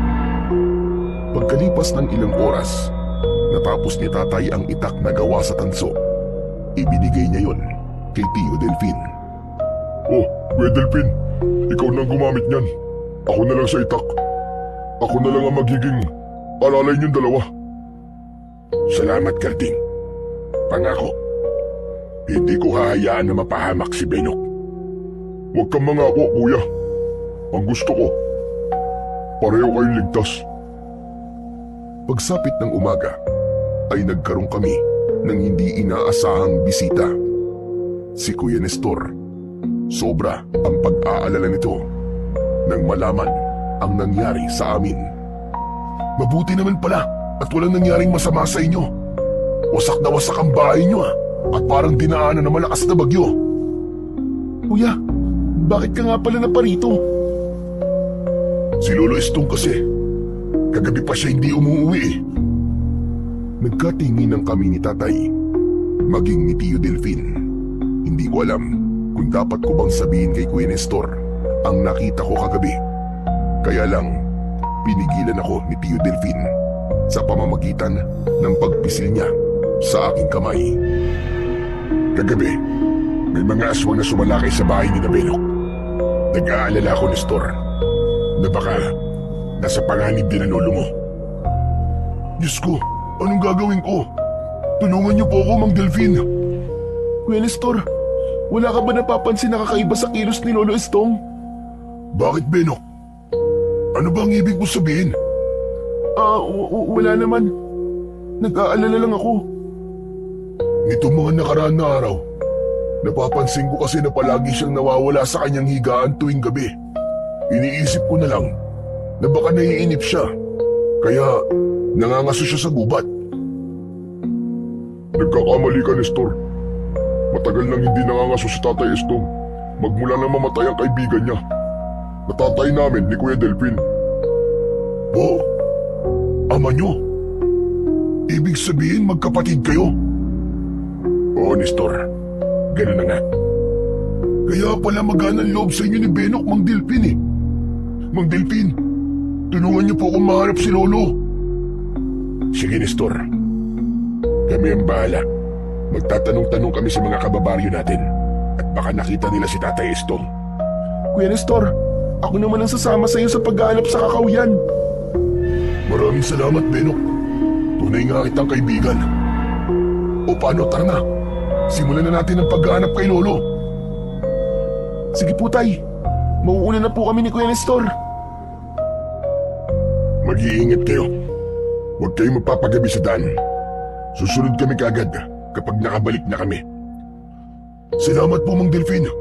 Tutuloy na po kami. Tumakbo kami ni Kuya Nestor. Papasok sa kakahuyan, pati na ang lugar kung saan ko unang nakasagupa ang mga aswang ay pinuntahan din namin. Inabot kami halos ng 2 oras sa paghahanap kay Lolo Estong. Ngunit nabigo kaming mahanap siya. Ang mabuti pa kaya, puntaan natin siya sa may bundok, sa minahan. Doon siya siguro nagpunta. Noong mga nakarang araw kasi, palagi niya nababanggit ang bundok ng minahan. Ganun ba? Sige kuya, doon tayo pumunta. Baka nga nandun siya. Teka, nasa iyo na pala ulit ang balaraw. Oo. Nagkasundo na kasi ang magkapatid eh. Alam mo, ang saya ko talaga, Kuya Nestor. Dahil nalaman ko, natiwing ko pala ang panday. At hindi ako isang simpleng alalay lang niya. Tagapagmana pa ako ng sandata niya. Mabuti naman kung ganun. Akala ko talaga, masasaktan ka ni Mang Karding eh. Teka, ayun. Natatanong ko ng kinaroroonan ng minahan. Kaya lang, bakit parang ang tahimik ng paligid? Baka naman, nagpapahinga mga minero, kuya. Mas magandang pagkakataon to para malaya tayong malibot ang minahan. Kuya, nakasunod kaya si natatay sa atin? Nahanap na kaya nila si Lolo Estong? Sana nga, mahanap nila. Bigla kong kinabahan nang maramdaman ko ang kakaibang lamig ng hangin sa paligid. Maging ang tono ng pananalita ni Kuya Nestor na para bang hindi naman siya nag-aalala sa pagkawala ni Lolo Estong. Tumigil ako sa paglalakad at napatingin sa kanyang likod. Kuya Nestor, sandali lang. Ano nga ulit ang ginagawa mo kapag natatapos ni Lolo Estong ang pagkakatay ng baboy? Ha? Ano bang klaseng tanong yan? Pambihira ka naman. Walang kinalaman yan kay Lolo ah. Meron kuya. Para malaman natin kung saan pa maaaring nagpunta si Lolo Estong. Nagkunwari ako ng mga sandaling yon. Pero ang totoo, nagdududa na ako kay Kuya Nestor. Palihim kong hinawakan ng aking balaraw na nakasuksok sa aking bewang. Humarap sa akin si Kuya Nestor at sinalubong niya ng tingin ang aking titig. Dito lang siya pumupunta sa minahan, Benok. Nagtataka ako eh. Bakit siya pupunta sa lugar na to? Hindi ba't galit na galit siya sa mga minero? Pasensya ka na kuya. Naguguluhan lang talaga ako. Huwag ka na maguluhan. Ang mahalaga, mahanap natin si Lolo Estong. Halika na. Baka nasa loob siya ng minahan. Naku, baka kung ano na naman ang pinakikialaman niya ron. Kuya, wala dyan si Lolo. Halika na. Ayokong pumasok sa loob ng minahan. Ano ka ba naman, Benok? Hindi ba't magkasama pa nga tayong pumasok sa minahan nang mahuli tayo ni Lolo Estong? Sa pagkakataong yun, bigla akong kinabahan. Napatitig ako kay Kuya Nestor. Iba ang sinasabi niya, kaya mas lalo akong nagduda sa kanya. Kuya, nang pumasok tayo sa balon, anong nakita natin? Pambihira ang gulo mo naman. Bakit mo ba tinatanong yan? Basta kuya, anong nakita natin nang pumasok tayo sa loob ng minahan habang magkasama tayo? Wala tayong nakita at wala tayong napala. Dahil iniwan mo ko sa ilalim ng minahan. Natakot ka nang dumating si Lolo Estong. Kuya, hindi ako pumasok ng minahan. Ikaw lang ang mag-isang pumasok sa loob ng minahan. Nabagsakan ka ng bato, nawalan ka ng malay. Yun ang sabi mo sa akin. Ano ba sinasabi mo? Pumasok sa loob ng minahan, di ba? Umatras ako papalayo sa kanya at tuluyan kong hinugot ang balaraw mula sa aking bewang. Hindi ako pumasok sa loob ng minahan. Dahil sabi mo, ako ang bantay sa labas. Alam mo huwag ka lang magkunwari, Lizardo. Alam kong ikaw yan. Alam kong ginagamit mo ang katawan ni Kuya Nestor para may sakatuparan mo ang naudot mong pag-aari sa sanlibutan. Ipagpapatuloy mo ang pag-aasik mo ng lagim. Nang itaas ko ang aking balaraw, lumiwanag yun at humaba ang talim. Dahil nasilaw si Kuya Nestor, unti-unting nagbago ang kanyang anyo.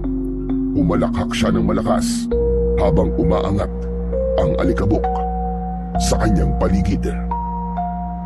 Ano ginawa mo kay Lolo Estong? Nasaan siya? Hindi ko inakasahan na malakas at matalas pala ang pakiramdam ng bawat tagapagpala. Ang tanong ko at sagutin mo, hayop ka. Nasaan si Lolo Estong? Pinatahimik ko na. Masyadong malakas ang kanyang pakiramdam at nahuli na agad ako. Kaya inilagay ko lang naman siya sa dapat niyang kalandian. Pero ngayon, huwag mo nang isipin ang ibang tao. Ang isipin mo kung paano ka makakaligtas sa mga alagad ko. Ang alikabok ng minahan ay nagsimulang umikot sa paligid ni Kuya Nestor na ngayon ay si Lizardo na. Natatandaan ko na lumang sementeryo ang minahan. Kaya isa-isang lumabas ang mga amalanig mula sa mga bitak ng lupa. Kasunod ng malakas na pag-angil ng mga aswang mula naman sa bukana ng minahan. Teka, paano naging amalanig ang mga minero? Sila ang gumising sa aking espiritu na matagal na nananahimik sa sementeryo nito. At ang muling pagliwanag ng sandatang yan ang nagbigay naman sa akin ng lakas para muling mabuhay at makabalik sa mundo ito. Kaya narito ako para ubusin ang lahat ng mga tao. Tikman niyo ang lupit ng aking pag-iigante. Mabilis na sumugod sa akin si Kuya Nestor. Sinuntok niya ako at tumama yun sa aking dibdib. Ngunit gumanti ako sa kanya ng taga. Nailagan niya yon, pero sinundan ko siya ng sipa sa kanyang muka. Bumagsak siya sa lupa, pero umatake naman sa akin ang mga amalanig. Hinawakan nila ako sa aking mga binti at braso, kaya hindi ako nakakilos. Bumangon at lumapit sa akin si Kuya Nestor. Sinuntok niya ako ng maraming beses sa aking sikmura, ngunit pinilit kong gumanti. Lumayo siya sa akin, kaya nagkaroon ako ng pagkakataon para atakin ng mga aswang. Tinamaan ko sila ng taga sa kanilang mga leeg. Sumabog ang kanilang katawan hanggang sa maging buhangin. Saka ko hinarap si Kuya Nestor. Sabay kaming napalingon sa pagdating ni Kuya Delfin. Benok, narito na ako! Si Lizardo! Siya si Nestor! Tumalon ng mataas si Kuya Nestor at diretso ang kanyang bagsak sa harap ni Tio Delfin. Naglaban ang dalawa habang ako naman. Pinalingan ko ang mga aswang. Bawat tamaan ng palaro ko, agad na mamatay. Maya-maya pa, sukatang bumagsak sa lupa si Tio Delfin. Lalapitan ko sana siya, pero tumama sa aking tiyan ang malakas na suntok ni Kuya Nestor. Pagkatapos, sinaksak niya ako ng kanyang kuko. Tumama yun sa aking dibdib. Naramdaman ko ang masakit na pagbaon ng kanyang kuko sa aking laman. Alam mo bang ako ang bumutas ng dibdib sa bangkay na natagpuan sa kakauyan? At ganun din ang mangyayari sa'yo. Pakawalan mo ang pamangkin ko. Marami ka na kinuwang buhay sa pamilya ko. Kaya hindi ako makakapayag na magtagumpay ka pa sa pagpatay kay Benok. Mataas na tumalon si Tio Delfin para saksakin ang ulo ni Kuya Nestor. Nakailag ito, ngunit natapyas ni Tio ang sungay ng kalaban. Bumangon ako, saka ko'y tinarak sa likod ni Kuya Nestor ang balaraw. Hindi pa ako nasiyahan. Pinaikot ko ang talim nun sa loob ng kanyang katawan. Pagkatapos, umikot ako at sinaksak ko ang kanyang tiyan. Sabay bunot sa talim. Bumulwak ang dugo, kasama ang kanyang laman loob, hanggang sa sumuka siya ng maitim na dugo. Saktong pagluhod niya sa lupa, ang pagdating naman ni Tatay at Lolo Estong. Sa harap nila mismo, nilaslas ko ang leeg ni Kuya Nestor. Kasunod ng pagliyab ng kanyang katawan, sumama sa hangin ang kanyang abo. Ano po ko? Diyos ko! Alam nyo, na hindi na siya si Nestor, Tatay Estong. Matagal nang namatay si Nestor nang mabagsakan siya ng bato sa minahan. At ang Nestor na nakasama nyo sa bahay ay ang espiritu ni Lizardo. Kung hindi namin kayo niligtas ni Carding, malamang patay na rin kayo ngayon. Lumapit ako kay Lolo Estong at mahigpit ko siyang niyakap. Patawarin niyo po ako, Lolo. Kung kinailangan ko po nilabanan si Kuya Nestor. Huwag ka sa akin humingi ng tawad, Benok. Nang matuklasan ko ang katotohanan, nakasama ko si Lizardo. Inihanda ko ng aking sarili sa kanyang pagkawala. Nang magkamalay siya mula sa disgrasya niya sa loob ng minahan, nakita ko kung paano siya pumatay ng tao. Pinagtakluban ko lang siya at pilit na nagbulag-bulagan sa mga nangyayari. Kaya nang ako naman ang iginapos niya at nilagyan ng talim sa aking leg, natanggap ko na hindi na siya ang aking apo. Sa bahay niya mismo, nakita namin si Tatay Estong, nakatali at puno ng patalim sa paligid. Kung gumalaw siya ng mga sandaling yon, marahil nauna pa siya kay Lizardo na napugutan ng ulo. Utang ko sa inyo ang buhay ko. Maraming salamat. Kahit nakangiti si Lolo Estong, halata ko pa rin ang lungkot sa kanya. Kaya nang yakapin ko siya ng maigpit, hindi niya na napigilan ang kanyang pag-iyak. Nakiramay din sina Tatay at Tio Delfin sa pagdadalamhati ni Lolo Estong. Pagkatapos nun, muli naming sinulyapan ang kinaroroonan ng minahan. Saka kami umalis sa lugar na yon. Pagkalipas ng ilang araw, ay ipinagpatuloy namin ang pagpapanday sa mga itak. Muli kong ibinalik ang balaraw sa baul ni Tio Delfin. Hanggang sa ngayon, naaalala ko pa si Kuya Nestor. Hindi ko pa rin maiwasan ang hindi malungkot. Kung hindi sana sa kasamaan ni Lizardo, ay kasama ko pa hanggang ngayon ang Kuya Nestor ko. Hanggang dito na lamang po ang aking kwento. Lubos na nagpapasalamat. Benok. Ang kasamaan, kailanman ay hindi mananaig laban sa puwersa ng kabutihan. Kahit gaano pa siya kalakas, gagawa pa rin ang Panginoong Diyos ng kasangkapan na magagamit natin laban sa kampon ng kadiliman. Pinatunayan din na ang magkapatid na pinaghiwalay ng panahon ay muling pagbubuklo din upang harapin ang pagsubok ng magkasama.